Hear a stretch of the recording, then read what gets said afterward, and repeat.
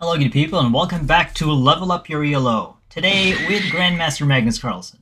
So Magnus is physically not here with me, of course, but maybe after, say, 5 million subs, he'll probably consider my invite, so for now, we'll only look at his games.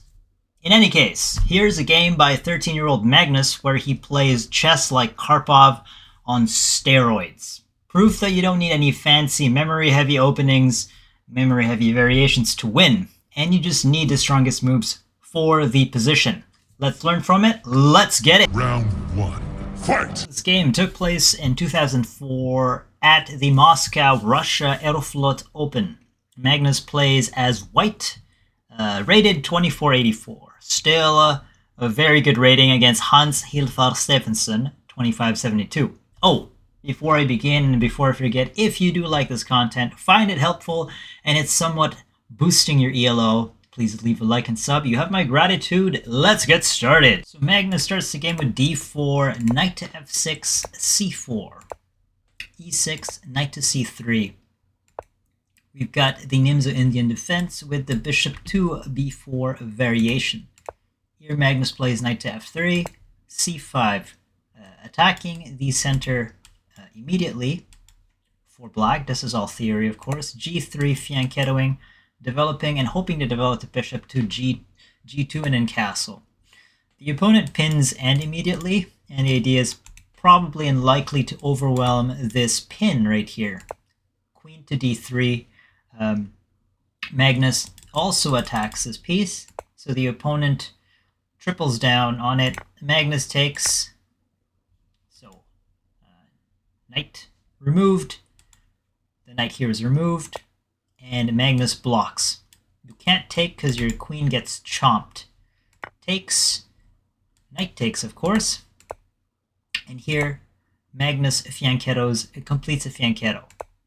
d6, trying to open the center, and likely thinking of improving the pieces here on the queen side. So d takes c, and now queen to e3, protecting, and then hoping to develop, of course.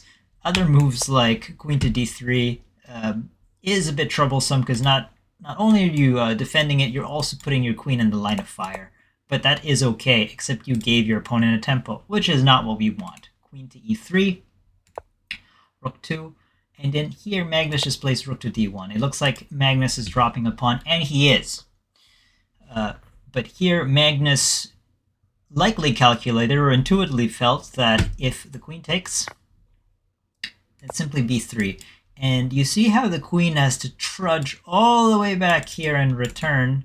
After grabbing the pawn, it's almost as if after knight to c6 and castle, this is kind of stuck. The queen is one tempo behind. The bishop in this kind of position needs to develop into the light diagonal, and it can't. So Magnus likely intuitively felt that, hey, I'll give the pawn, develop fast, castle fast, and say after e5, trying to develop that, you just chomp and then shatter the position. The queen is still somewhat out of play.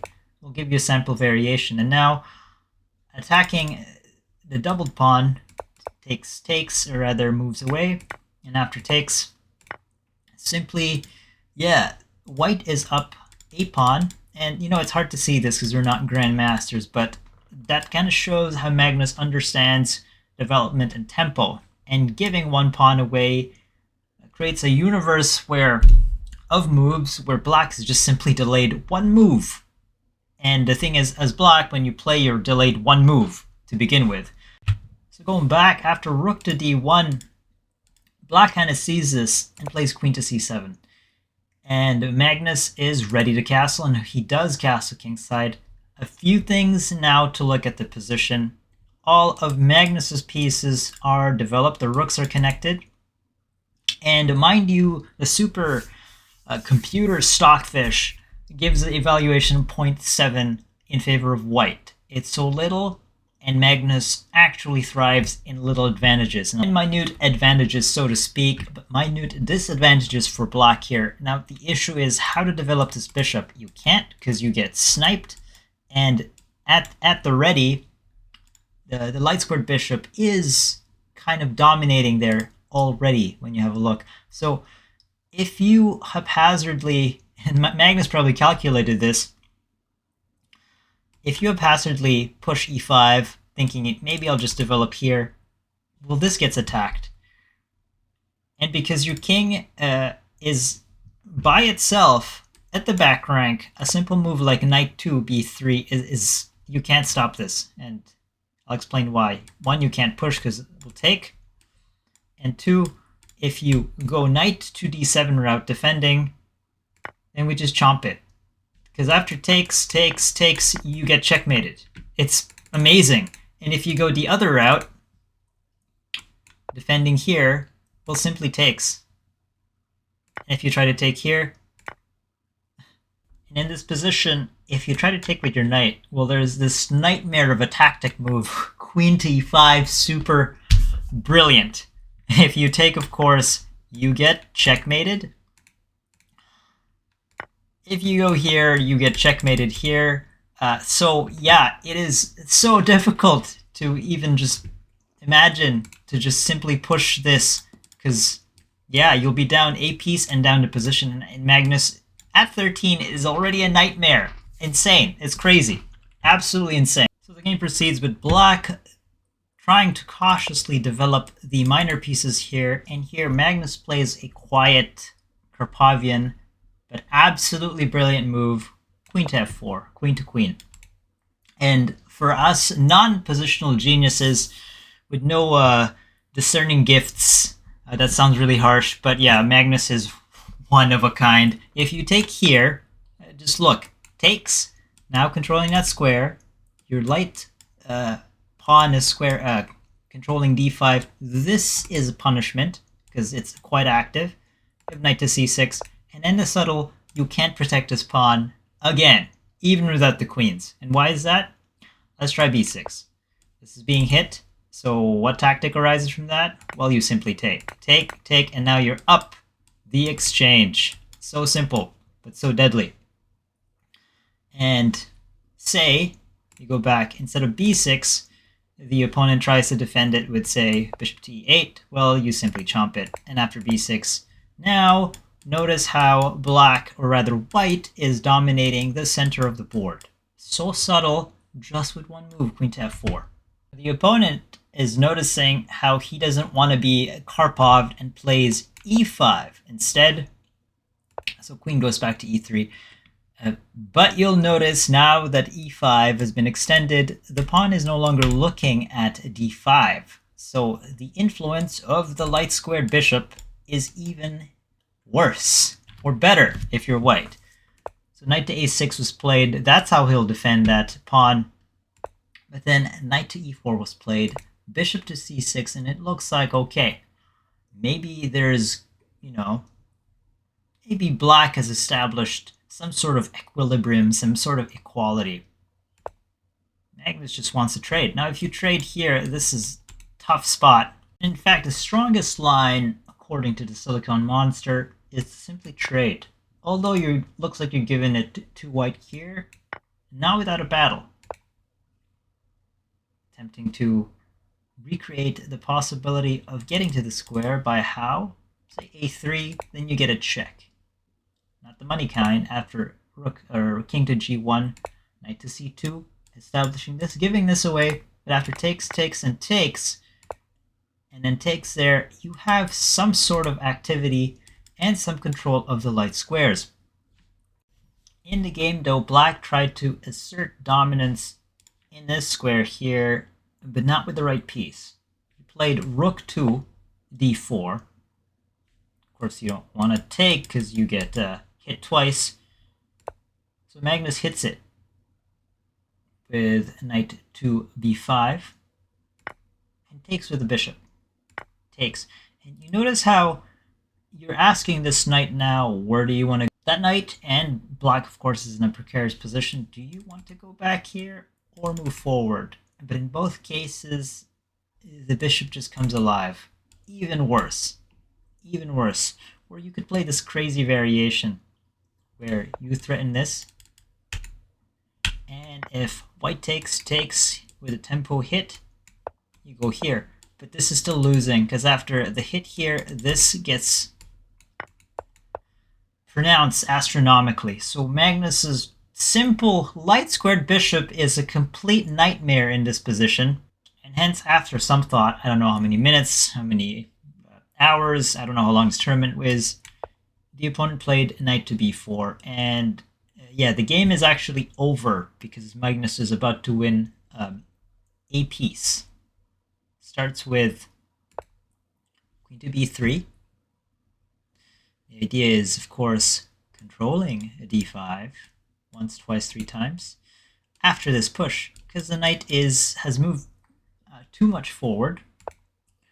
But Magnus takes first and hits, and now black is in a scramble to try to save this piece.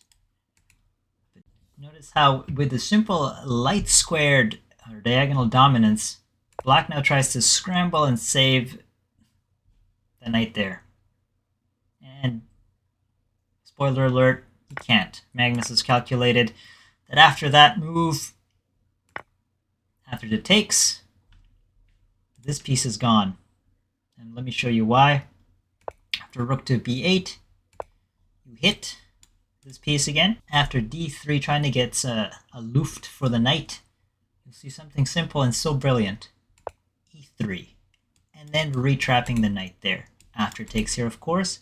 So if rook takes on b5, and then takes, and then you defend, well, the bone-crunching and game-ending move is rook to c1. And you're like, what? I can just take here. You can't.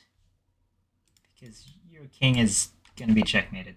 And it's just crazy how good positionally Magnus is, and he infuses a bit of spicy tactics. So at this position, after b takes on b7, the opponent resigned. Likely has seen the consequences of all those shenanigans. Like it's crazy. I mean, Magnus is insane. Positional elements: d4, knight to f6, c4, e6, knight to c3, bishop to b4, the Nimzo. Knight to f3, c5, attacking the center. Push, fianchetto. Magnus goes to d3. Queen takes, blocks. Takes. And here, very subtle, black needs to develop this bishop and this knight. So tries to. Magnus takes, and then protects. Bro protects the knight on d2. Protects again. Again, offering the pawn, but offering it with a price. The price is time. Black is one move behind and will be 2 moves behind if you take that pawn. So he reshuffles. Now, queen to f4. Let's just do this. Brilliant move. Brilliant positional move. You can't take because the center becomes white's property. So things to think about in your own games. And then moves back. Magnus shuffles. Magnus creates the illusion and a threat that he has control of it once, twice, 3 times, 4 times. So the opponent flinches and tries to take control of a dark square. And now Magnus hits that and tries to tell it to go away. That's a fork, by the way. Hits. The knight advances, and Magnus creates another threat, trying to trap the piece. So improve the position and early create threats in between. Takes. Tries to save it. Takes. Hits. Opponent resigns. Why? Because after this, I mean, there are ideas here too on bishop to c6. But after that threat, you trap it yet again. You take. You support, but then you get checkmated and get threatened with a checkmate in the end. Game over, guys. Insane. Anyways, hope you guys find that instructive. I know I did. I like these kind of games. I'll see you guys later.